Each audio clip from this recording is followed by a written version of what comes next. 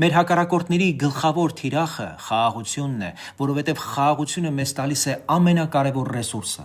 ժամանակ։ Եվ հենց այդ ժամանակն են փորձելու խլել ընտրություններով, ճնշումներով, սադրանքներով կամ ցանկացած այլ մեխանիզմով, որպեսզի խափանեն օգոստոսի 8-ի պայմանավորվածություններով բացված հնարավորությունների դուռը։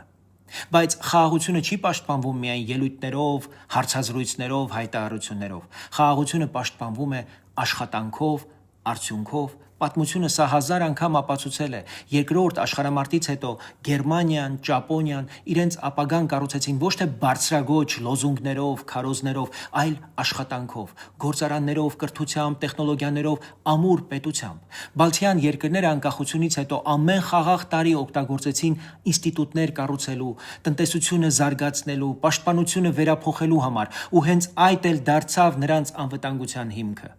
Մեզ էլ նույն տրամաբանությունն է պետք։ Խաղաղության ամեն օրը պետք է դառնա աշխատանք գյուղատնտեսության, արդյունաբերության, տնտեսության մեջ, սահմանները ամրացնելու մեջ, զինվորի պատրաստության մեջ, դպրոցում, համալսարանում, հիվանդանոցում։